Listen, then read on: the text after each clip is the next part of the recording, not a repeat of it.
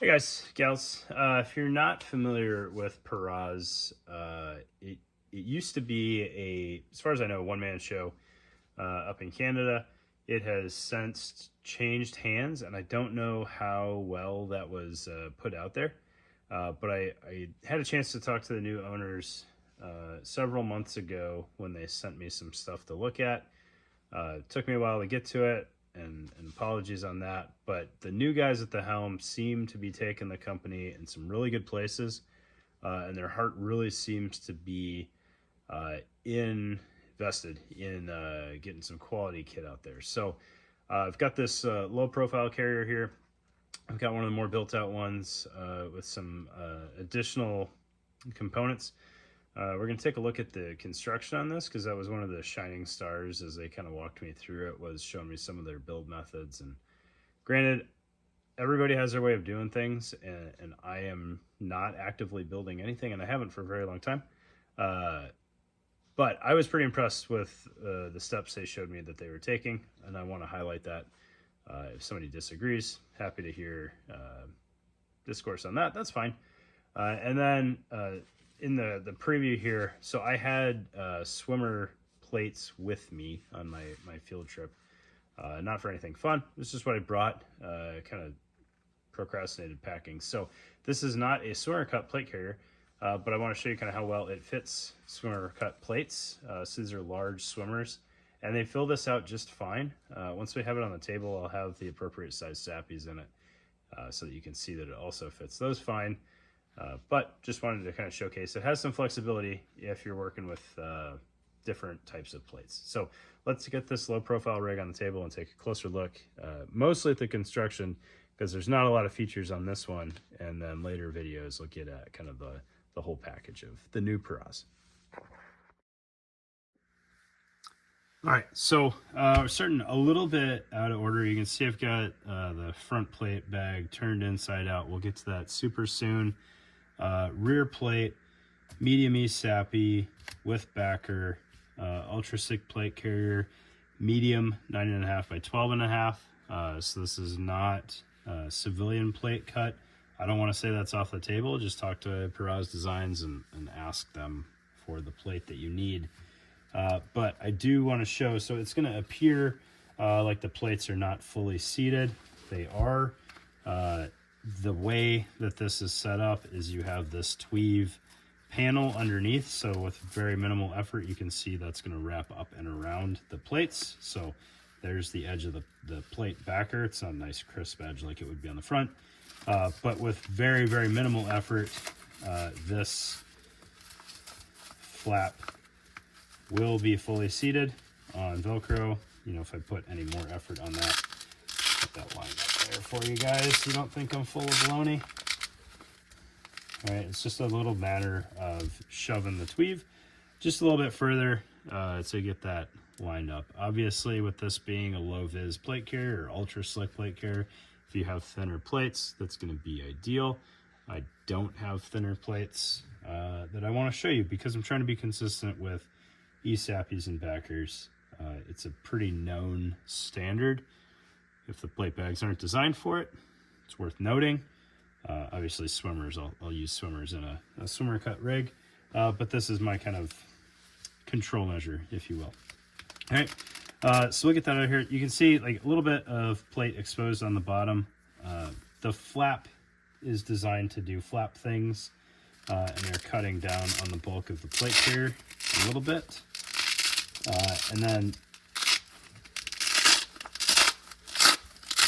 once we get that out of the way, you can see this is all Velcro. So if you had small E-sappies or smaller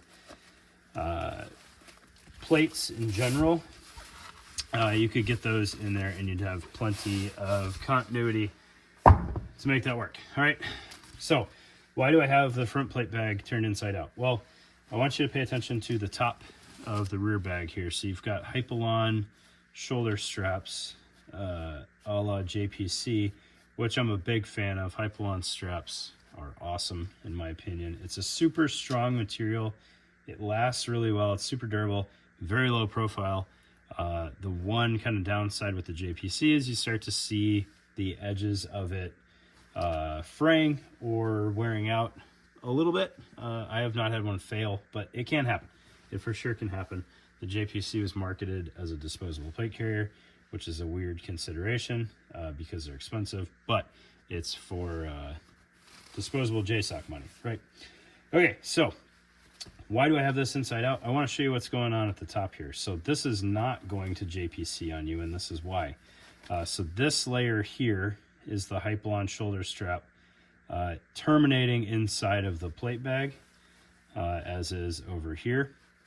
And then you have this girdle, if you will, sewn into that. So both sides of the plate bag and the shoulder strap are attached to this bonus piece of material here, which then runs across the top of the plate pocket, distributing all of the forces of holding your plates and your shoulder straps across multiple pieces of material, not the least of which being kind of this foundation material here. This was one of the highlights that they showed me in my video call with the owners, and I appreciate steps like that to try to make kit more long lasting for folks without having to go all the way back to like everything's 1,000 denier Cordura, right, and 2-inch webbing. Okay, this should last very well.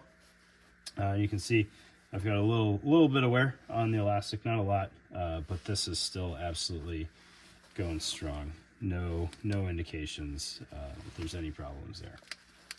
All right, so we'll get this uninverted real quick, so I can walk you through kind of how this thing's set up. So I do apologize. Totally spaced on checking the website to see what things cost and what's included.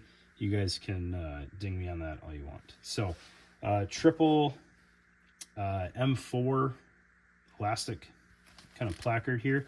What I like about this Ultra Slick is it is not designed to take traditional placard in any way, shape, or form. You can stick mags under the cummerbund and an elastic insert under the cummerbund. It's going to be pretty stable, but it is not traditional placard stable.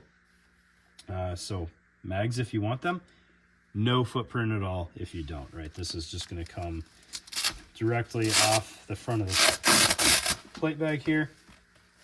Really nice continuity for this lower profile elastic cummerbund, right? Pretty good quality insert, Velcro sewn all the way up to the top, front and back. And then you do have an elastic bottom on here.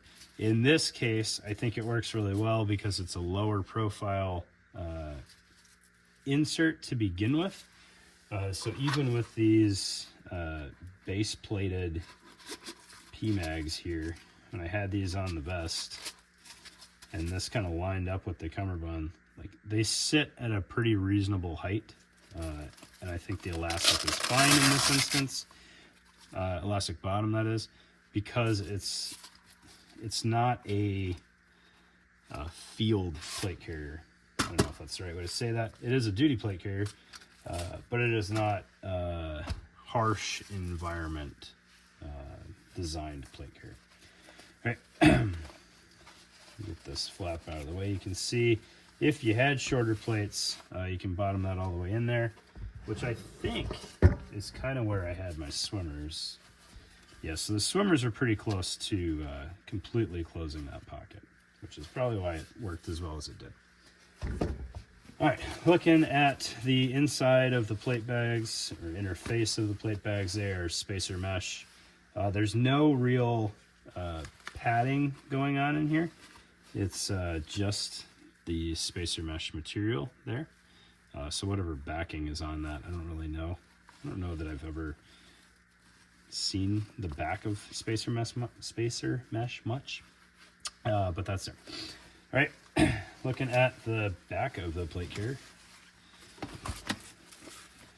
Now, folks, sometimes like this, sometimes don't. It's up to them, whatever.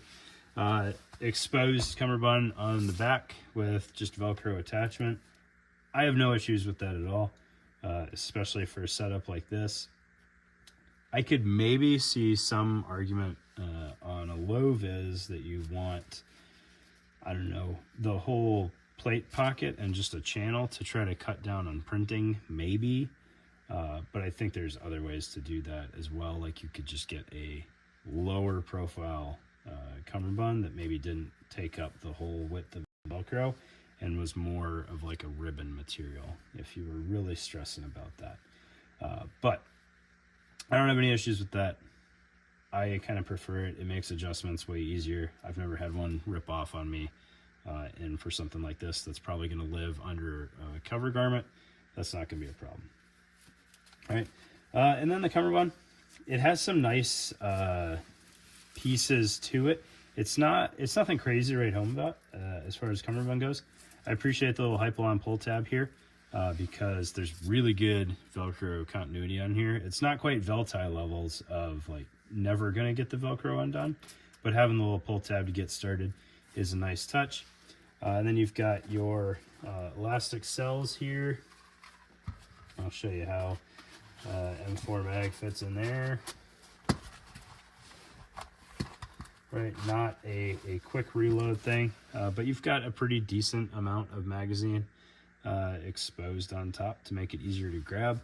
And the S&S pull tabs, which functionally work really well. I'm personally not a huge fan of them just because then you have two portions of elastic going over top of whatever item you have in the pocket. It just creates more snag hazard than I want. I think one layer of retention is enough.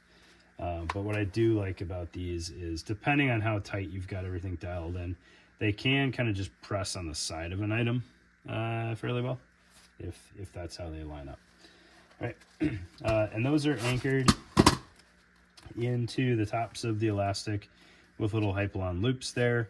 I can imagine this being a little bit more of a disposable piece than the actual base rig. So if you don't need pull tabs, just take them off, and then the tabs might last a little bit longer. If you're yanking on these all the time, like it's mounted to elastic. That's really the concern there for me. And then same thing down here, just the elastic webbing mounted directly to the elastic. It'll last for a good while. Just how long is kind of the question. All right. And then the shoulder straps here. We've kind of talked about the construction of the shoulder straps. So you're going to get the little sleeve here to help police everything up, which functionally is permanent, right? It has no way to remove it without undoing the shoulder straps. I kind of dig that style, even though it can be a little bit of a chore to manipulate. Sometimes even more of a chore when you're under pressure and on the clock, right? But it's just a simple, super simple Velcro overlap there. Nice rounded edges so they don't snag on things.